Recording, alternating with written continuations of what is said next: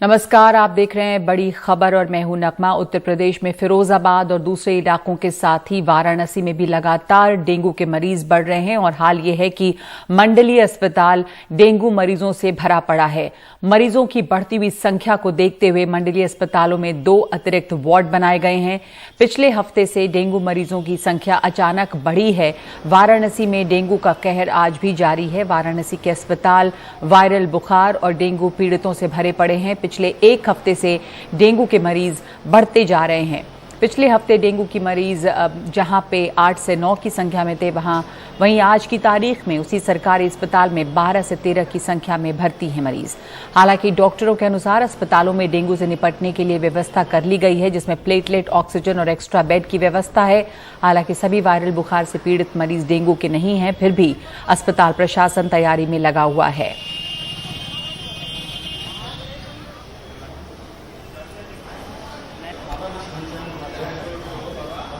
हर viral बुखार जो है या हर बुखार डेंगू का बुखार नहीं है, तो इसलिए इसमें घबराने की या पैनिक होने की कतई आवश्यकता नहीं है। हमारे यहाँ 8 बेड खाली हैं। हम लोग वायरल फीवर का भी हमने अलग से वार्ड बनाया हुआ है।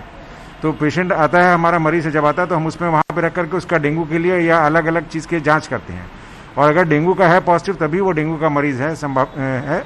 अदरवाइज वो डेंगू का मरीज नहीं। वायरल फीवर जो है सामान्य फ्लू वाला बुखार है जो 4 दिन 5 दिन में ठीक हो जाएगा।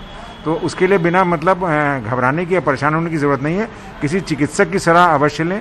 प्लेटलेट के लिए भी किसी चिकित्सक की सलाह लें। अपने मन से या आसपास में सलाह लेने की जरूरत या आवश्यकता नहीं है। फिरोजाबाद के सरकारी अस्पताल में अफरा तफरी मची हुई है। यहां पे ना एम्बुलेंस मिल पा रही है, ना ही टेस्ट के रिपोर्ट जल्दी आ रहे हैं, इसलिए इलाज भी नहीं वक्त पे हो पा रहा। अस्पताल के बाहर बुखार में तड़प रहे हैं बच्चे। कल 100 से ज्यादा डेंगू के यहां पे नए मरीज आए हैं।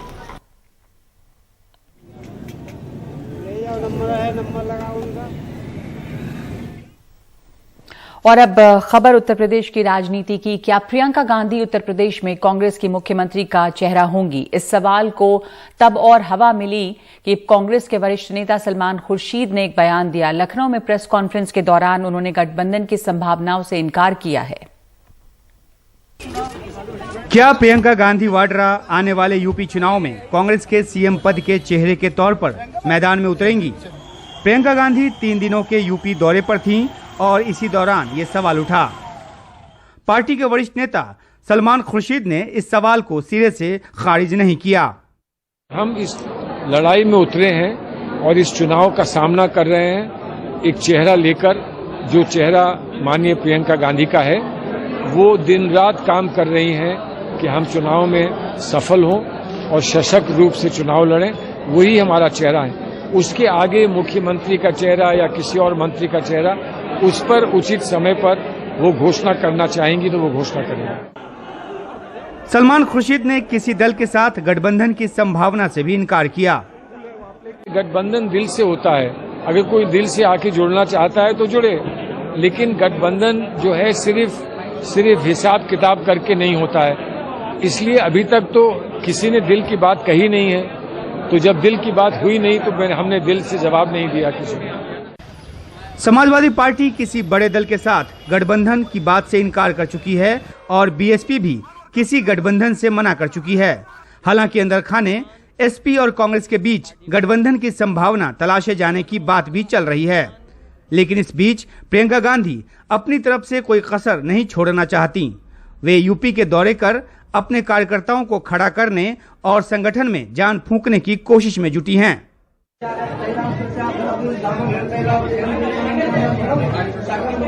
रविवार को जब रायबरेली के हनुमान मंदिर में दर्शन करने को प्रियंका गांधी पहुंची तो पुजारी ने आशीर्वाद के साथ सलाह भी दी कि वे रायबरेली ही आकर रहें। अब उत्तर प्रदेश को आपकी जरूरत है। ये हनुमान जी के पुजारी के नाते कह रहा हूँ, आप अपना निवास स्थान रायबरेली बनाइए और यहाँ रहिए। कांग्रेस की योजना बड़े पैमाने पर जन जागरण अभियान चलाने की है। योगी सरकार के प्रति जनता की नाराजगी को आधार मानकर एसपी जैसी पार्टी भी पूरी ताकत झोंकने जा रही है। सत्ता विरोधी वोट के एसपी, बीएसपी और कांग्रेस के बीच बंटने का फायदा बीजेपी को होगा। सवाल है कि क्या किसी गठबंधन की सूरत में प्रियंका गांधी को कांग्रेस के सीएम का चेहरा घोषित किया जाएगा? और अगर कांग्रेस अकेली ही लड़ती है तो क्या वो प्रियंका के चेहरे पर दांव खेलेगी? दोनों सवाल अभी बरकरार हैं। नई दिल्ली से उमाशंकर सिंह, एनडीटीवी इंडिया। 3 दिनों के अंदर मुंबई में हुए बलात्कार के मामले पर मुंबई पुलिस कमिश्नर ने दूसरी बार प्रेस कॉन्फ्रेंस कर मामले में और भी खुलासे किए। वहीं अब इस मामले को लेकर राजनीति भी शुरू हो गई है। मुंबई में शुक्रवार सुबह एक महिला के साथ हुए बलात्कार के मामले में मुंबई पुलिस कमिश्नर हेमंत नगराले ने सोमवार को एक बार फिर प्रेस कॉन्फ्रेंस कर मामले में और जानकारी दी।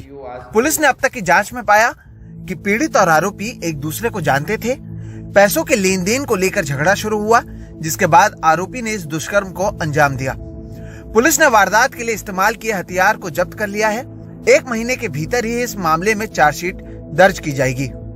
As mentioned in postmortem report, it is mentioned as evidence of pertinitis. Postmortem के अनुसार शरीर के कई हिस्सों में चोट की वजह से अननेचुरल कारणों से पीड़ित की मौत हुई है। Multiple injuries over body. However, samples preserved for accessory examination report in bracket unnatural death. अब इस मामले पर राजनीति भी शुरू हो चुकी है। बीजेपी जहां अब मुंबई में महिलाओं की सुरक्षा को लेकर सवाल उठा रहा है, तो वहीं संजय राउत ने सामना के जरिए बीजेपी पर हमला किया। संपादकीय में लिखा गया है कि हाथरस बलात्कार की तुलना मुंबई के बलात्कार के साथ किया जा रहा है, जो गलत है। उत्तर प्रदेश सरकार हाथरस बलात्कार में आरोपियों को पकड़ने में आनाकानी कर रही थी। पीड़ित लड़की के शव को भी सरकार ने जल्दबाजी में जलाकर सबूत नष्ट किया।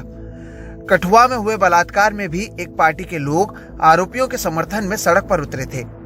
मुंबई में जो हुआ उसमें जौनपुर पैटर्न का पता चलता है। बीजेपी अब शिवसेना के इस संपादकीय पर सरकार को घेरती नजर आ रही है।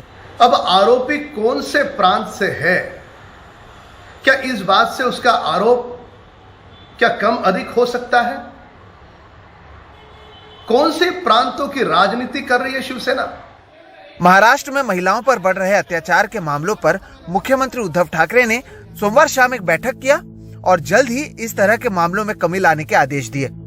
राज्य में महिलाओं पर लगातार हो रहे अत्याचार एक चिंता का विषय है, लेकिन जब एक नेता एक जगह के बलात्कार की तुलना दूसरे राज्य में हुए बलात्कार के साथ करते हैं, तो वाकई एक सवाल उठता है कि क्या ये नेता इस मामले को लेकर वाकई संवेदनशील हैं या नहीं। मुंबई से कैमरा पर्सन प्रवीण जिरोहित के साथ सोहित मिश्रा, एनडीटीवी इंडिया।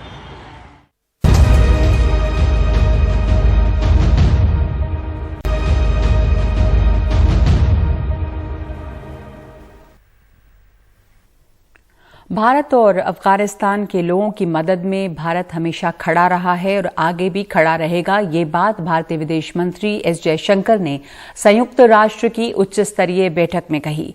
उन्होंने कहा कि अफगानिस्तान चुनौतीपूर्ण समय से गुजर रहा है और दुनिया को देखना चाहिए कि उसकी सलीके से मदद हो सके। उन्होंने बताया कि भारत ने अफगानिस्तान के लिए कई प्रोजेक्ट बनाए हैं।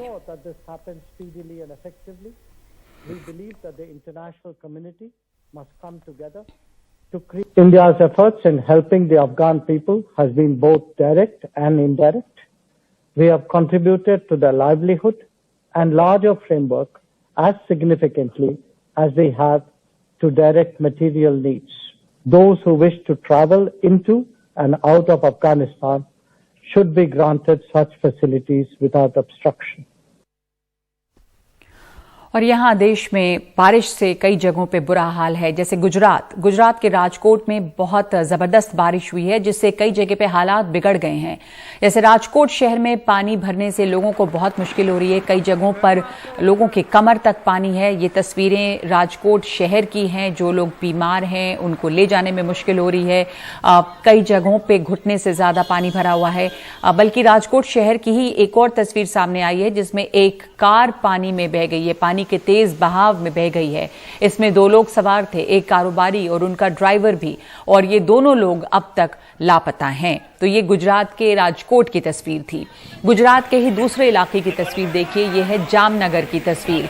जामनगर में भी बारिश से बुरा हाल है। कई जगहों पर कई गांवों में बाढ़ का पानी भरा हुआ है और जलभराव के कारण जिले से संपर्क टूट गया है।